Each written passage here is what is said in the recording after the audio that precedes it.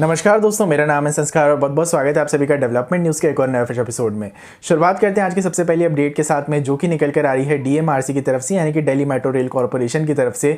दोस्तों अपडेट ये निकल कर आ रही है कि दिसंबर 28 को आप सभी लोगों को पता होगा कि मैजेंटा लाइन के ऊपर, जो कि 37 किलोमीटर लंबी है, पहली ड्राइवरलेस मेट्रो जो है इसको फ्लैग ऑफ किया गया। काफ़ी अच्छी तरह से इसका ऑपरेशन जो है ये किया जा रहा है। आप लोग मुझको ज़रूर से बताइएगा कि आप लोगों ने अभी तक मैजेंटा लाइन पर जो ड्राइवरलेस मेट्रो शुरू हुई है उसमें सफ़र किया है या फिर नहीं किया है, अगर आप लोग स्पेसिफिकली दिल्ली से इस वीडियो को देख रहे हैं तो।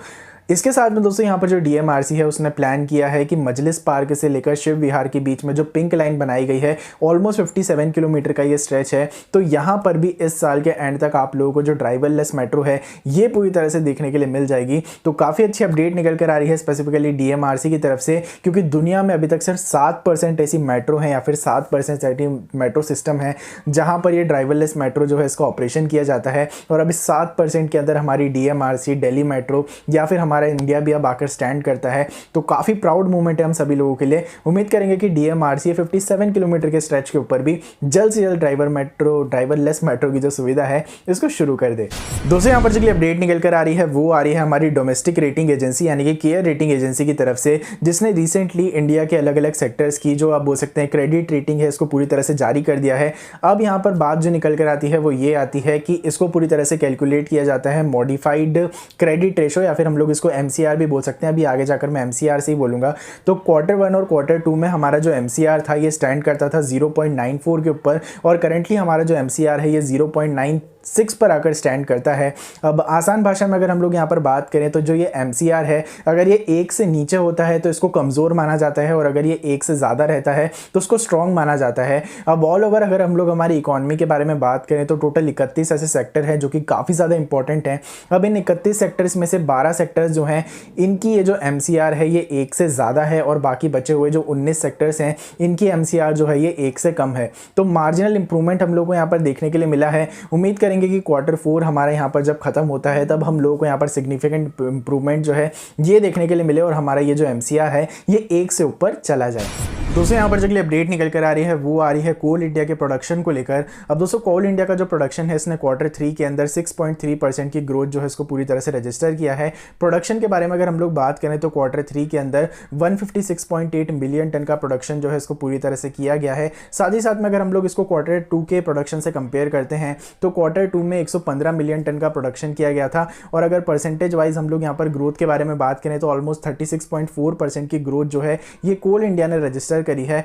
अब दोस्तों कोल की जो प्रोडक्शन है ये जब बढ़ती है तब ये पॉजिटिव बात नहीं होती है, एक तरीके से आप लोग बोल सकते हैं कि नेगेटिव बात ही है, क्योंकि अभी भी हम लोग ये जो कोल है इसके ऊपर काफ़ी ज़्यादा डिपेंडेंट है। अभी भी हम लोग जो रीन्यूएबल सोर्स ऑफ एनर्जी है उनके ऊपर इतना ज़्यादा नहीं जा पा रहे हैं। हालांकि इंडिया जो है इसके ऊपर काफ़ी अच्छा काम कर रही है, लेकिन फिर भी हमारी कोल के ऊपर जो डिपेंडेंसी है ये कम नहीं हो पा रही है। तो उम्मीद हम लोग यही करेंगे कि आगे जाकर हमारा ये जो कोल का कंजम्पशन है ये हम लोग को कम देखने के लिए मिले, और हमारी ये जो रीन्यूएबल सोर्स ऑफ एनर्जी है इनका जो कंजम्पशन है ये हम लोगों को आगे जाके ज़्यादा देखने के लिए मिलता रहे। दोस्तों यहाँ पर जो अपडेट निकल कर आ रही है वो आ रही है कानपुर मेट्रो के फेज़ 1 की तरफ से, जिसको कि आईआईटी कानपुर से लेकर मोती झील के बीच में बनाया जा रहा है। ऑलमोस्ट 23.7 किलोमीटर का ये स्ट्रेच है। अब अपडेट यहाँ पर ये निकल कर आ रही है कि सैम इंडिया ने जो स्टील रूफ बनाने का काम है ये आईआईटी कानपुर के मेट्रो स्टेशन के ऊपर काम शुरू कर दिया है। इसकी पिक्चर अभी आप लोग अपनी स्क्रीन के ऊपर देख सकते हैं। सैम इंडिया को सितंबर में 150 करोड़ रुपए का कॉन्ट्रैक्ट जो है ये पूरी तरह से हैंडओवर किया गया था। इस कॉन्ट्रैक्ट के अंडर में 9 एलिवेटेड स्टेशन पे आर्किटेक्चर का और इंटीरियर डिजाइनिंग का पूरा काम जो है ये सैम इंडिया को करना है, और 14 महीनों के अंदर ये पूरा काम जो है इसको कंप्लीट किया जाने वाला है। अब ये काम जो है ये काफ़ी ज़्यादा तेज़ी से चल रहा है। अब देखते हैं आगे जाकर किस तरह से प्रोग्रेस चलती है। वैसे तो यहाँ पर जो Uttar Pradesh metro rail corporation है यानी कि यूपीएमआरसी जो है इसने टारगेट लिया है कि इस साल के एंड तक यानी कि दिसंबर 2021 तक या फिर जनवरी 2022 तक हम लोगों को ये जो फेज़ 1 है इसका इनॉग्रेशन होता हुआ दिख जाएगा।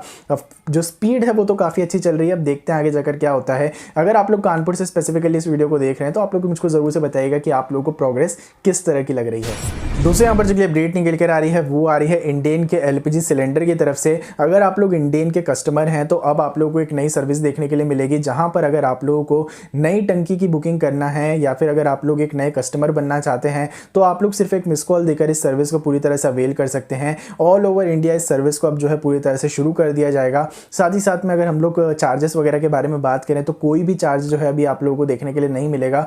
नंबर जो है अभी आप लोगों की स्क्रीन के ऊपर शुरू हो रहा होगा, ये जो नंबर है ये है 8454955555 यानी कि 84549 और उसके बाद में 5 बार 5। तो अगर आप लोग एलपीजी यानी कि इंडियन का एलपीजी सिलेंडर यूज़ करते हैं तो आप लोग ज़रूर से एक बार इस सर्विसेज को अवेल करके देखिएगा। दूसरे यहाँ पर जो अपडेट निकल कर आ रही है वो आ रही है हमारे इंडिया के ऑनलाइन मार्केट की तरफ से। अब बताया यह जा रहा है दोस्तों कि हमारा इंडिया का जो ऑनलाइन मार्केट है ये 2021 के अंदर इतनी ज़्यादा ग्रोथ जो है इसको रजिस्टर नहीं कर पाएगा एज़ कम्पेयर टू यूएसए और चाइना।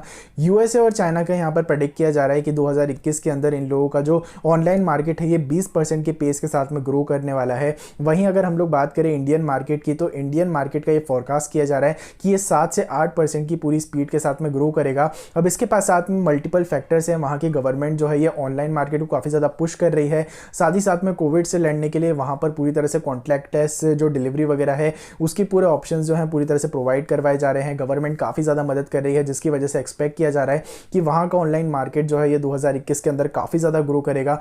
हमारी गवर्नमेंट जो है वो इतना ज़्यादा आप बोल सकते हैं कि इंटरेस्ट नहीं ले रही है जिसकी वजह से इसकी ग्रोथ जो है ये 7 से 8% जो है एक्सपेक्ट करी जा रही है। 2020 के अंदर भी अगर हम लोग ऑल ओवर देखें तो हमारा 2020 के अंदर ये जो ऑनलाइन मार्केट था इसने 33 अरब डॉलर का बिजनेस पूरी तरह से किया था। अब देखते हैं 2021 के अंदर किस तरह की ग्रोथ रहती है। आप लोग मुझको ज़रूर से बताइएगा कि आप लोग ऑनलाइन शॉपिंग को यूज़ करते हैं या फिर नहीं करते हैं। दोस्तों यहाँ पर जो अपडेट निकल कर आ रही है वो आ रही है हमारे जीएसटी कलेक्शन को लेकर। रिसेंटली दोस्तों यानी कि कल की वीडियो मैंने आप लोगों को बताया था कि दिसंबर के महीने में हमारा जो जीएसटी कलेक्शन था ये 1.15 लाख करोड़ रुपीस था और ये अभी तक का रिकॉर्ड कलेक्शन है। अभी तक कभी भी इतना कलेक्शन नहीं किया गया था। और आरबीआई और अदर रेटिंग एजेंसीज जो हैं इनकी रिपोर्ट के अकॉर्डिंग बताया जा रहा है कि जनवरी से लेकर मार्च तक के बीच में हम लोग की यहाँ पर जो इकॉनमी है ये और काफ़ी ज़्यादा अच्छी तरह से रिकवर करेगी और काफ़ी ज़्यादा ट्रांजेक्शन होंगे, सेल्स होंगी, ग्रोथ होगी और इन सभी की मदद से हम लोगों को जीएसटी का जो कलेक्शन है ये 1.25 लाख करोड़ रुपीस का देखने के लिए मिलेगा आने वाले 3 महीनों में। यानी कि लगातार हम लोगों को 1.25 लाख करोड़ रुपीस का जो जीएसटी कलेक्शन है ये देखने के लिए मिल सकता है, ऐसा आरबीआई और अदर रेटिंग एजेंसीज की तरफ से फोरकास्ट किया जा रहा है।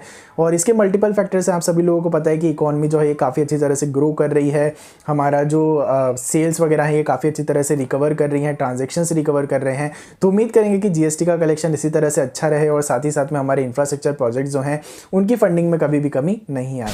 दोस्तों बढ़ेंगे वीडियो में आगे और बात करेंगे हमारे डेवलपमेंट न्यूज़ की फाइनल अपडेट के बारे में, लेकिन उससे पहले अगर आप लोग चैनल पर पहली बार आए हैं और आगे जाकर भी हमारे देश के डेवलपमेंट से रिलेटेड ऐसी इंटरेस्टिंग न्यूज़ देखना चाहते हैं तो चैनल को ज़रूर से सब्सक्राइब कीजिए, बेल आइकन दबाइए और ऑल कीजिए ताकि आने वाली सभी वीडियोस के नोटिफिकेशन आपको टाइम से मिल जाए।